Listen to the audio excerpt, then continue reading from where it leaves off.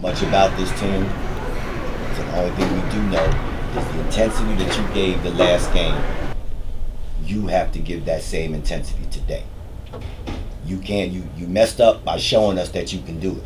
Now that's what we expect. Now that's what we expect every single game. Yeah, you shouldn't have showed it. Now you did show it. Now that's what we expect every single game. All right? And that's everybody on a personal level and as a team too.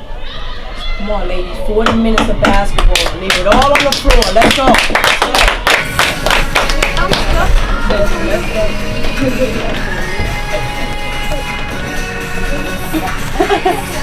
Lady Cardinals on 3. 1, 2, 3. Lady Cardinals.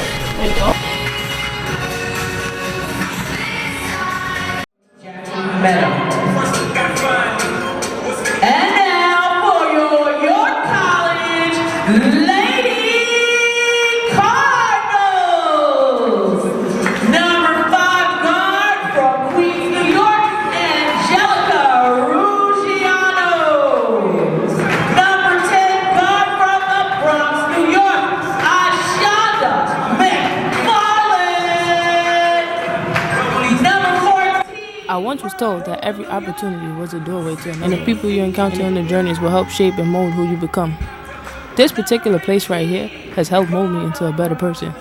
The people I have met here have all helped play a role, but there is one particular person who plays a very large role in my life. To me, he is the grandfather who tries to fill your head with random advice and wants you to take it all in. Last week he said to me, "It's always better to listen to someone rant than to tune them out, because you can tune out the bullshit that's coming from their mouth, but you don't want to miss out on that one valuable lesson they be trying to tell you." He has been a motivator and an inspiration to me from the first time I met him. He never really spoke much to us as a team, but individually we always had great conversations, and I always took as much as I could from it.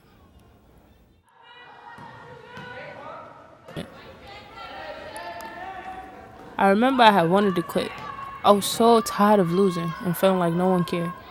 And he said to me, "Six, this is the game you love. Never let anyone make you feel as if you shouldn't be playing. Your heart is in this game. And if you go out there every night and leave it all on the floor, you're not at fault. But don't let others people's lack of enthusiasm or whatnot change how you play your game." That stopped me from quitting that day. My name is Coach Brown, women's basketball coach at York College. Go.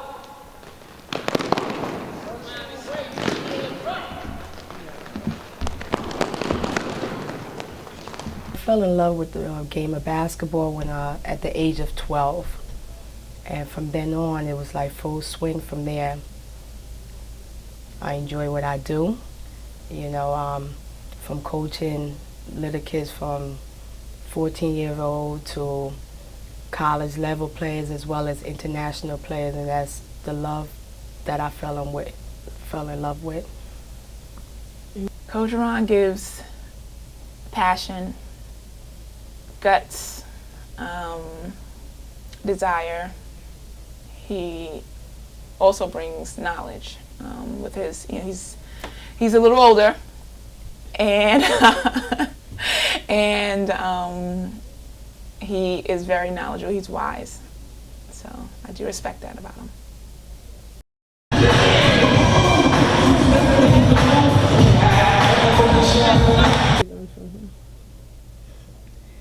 Well, Coach Ron, he has a lot of insight on the game. I learned a lot. I mean, he's an offensive-minded player where I'm a defensive, so I guess with both of those go hand in hand. And I've learned a lot from him in terms of just his X's and O's on the board, teaching the girls statistic, videotaping, being able to scout a basketball game and basically being able to do the X's and O's on the board and making the girls and the players understand exactly what needs to be done to prepare for a game.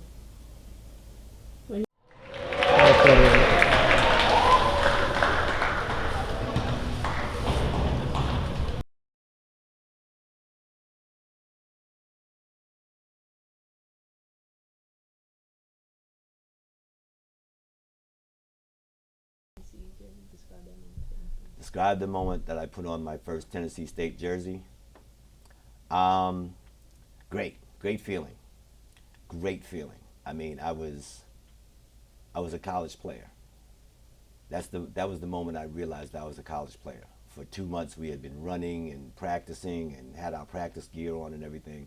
That first game, when you put on that jersey and you go out on the floor, incidentally I didn't play in that game, but I put that jersey on and sat there on the bench and just, I mean, it was like if somebody gives you a ticket, a floor seat at the Garden. All of a sudden, you're right there.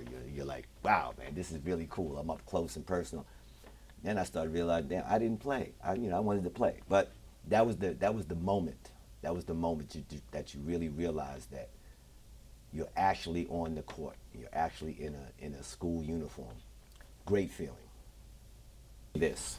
Let me repeat what someone very, very excellent basketball coach told me. He was the coach of the national team from Yugoslavia when Yugoslavia was an entire country. When you stop playing and you become a coach immediately after stop playing, you are probably 10% a coach and 90% still a player, because in your mind you're still in playing mode. Your second year, you're probably about 25% a coach, but you're still a player because you can still see yourself playing. And it's not until probably your third or fourth year that you kind of let go of the playing aspect and become more interested in the coaching aspect. Now, that also involves the fact that when you're on the court, you can immediately do something in a situation to change what's happening. Whereas on the bench, you have to rely on someone else doing what you told them to do to try to change the situation that you're trying to change. But you kind of fall in love with being a coach. You really do. Once you let go of the fact that I tell you to do something because that's the way I did it, I have to let go of that. I have to tell you to do something using what you can do, and how can I use that, your talent, to produce what I used to do. So it's hard. I've always been fortunate enough, I think, as a coach, to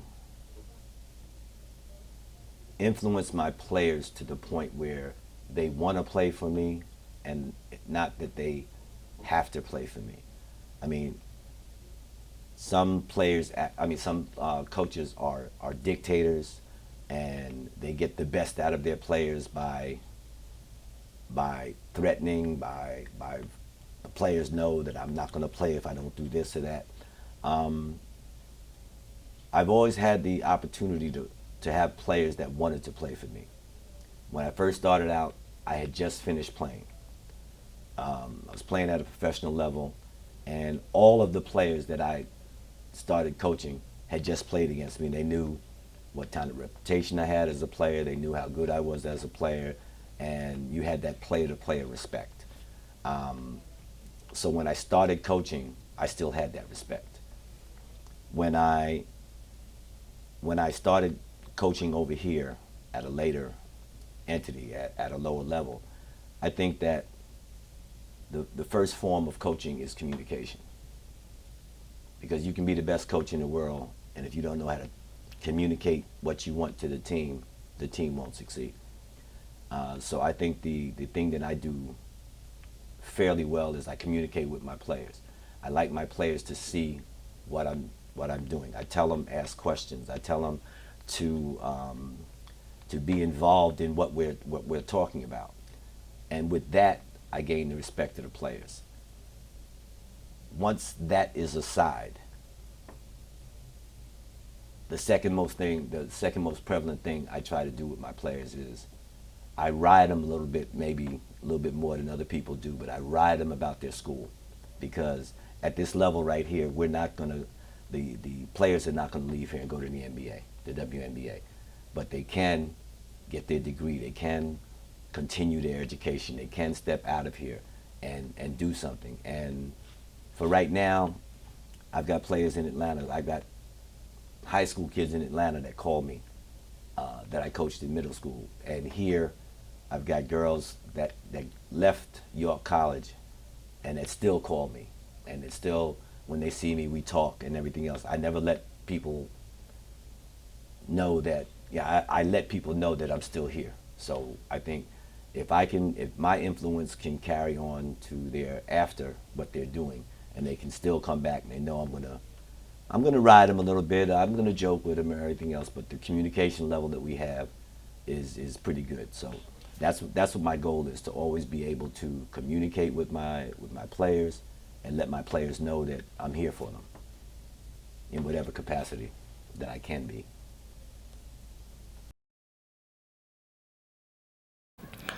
Playing at York College, I've learned that people comes from all walks of life.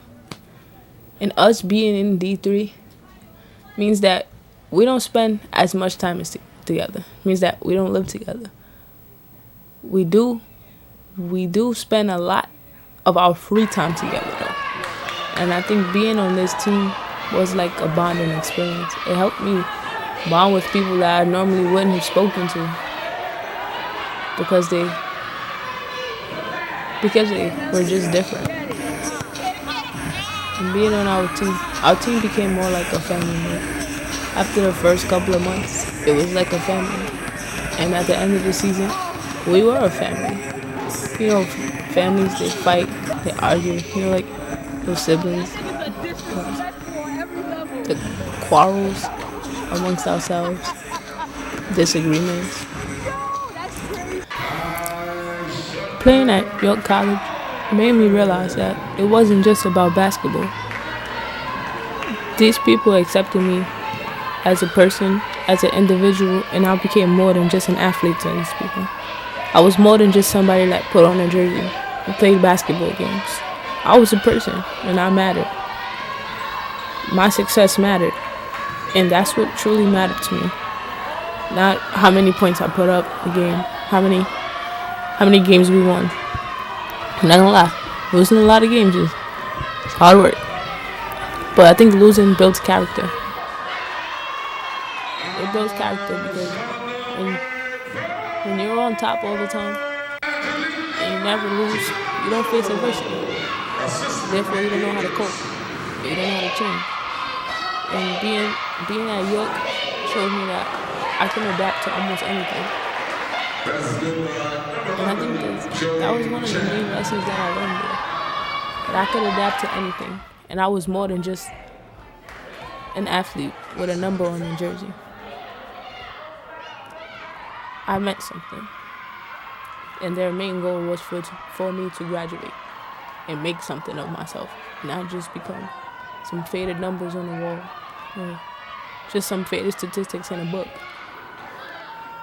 And in the end, I think that's all that really mattered. Like, playing basketball was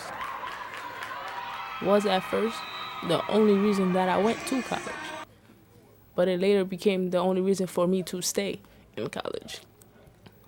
And now, it just was something that helped me learn more about myself as I went through this process of life, and taught me all these different lessons and introduced me to all these different people that later had these big impacts on my life.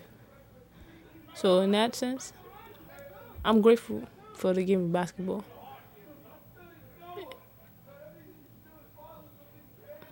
People I've met here, they've left lasting impressions on me. When I graduate, I'll still keep in contact with most of them because they left that type of impression on my life. That means that it just wasn't for right now. We've made this lasting bond that means it's forever.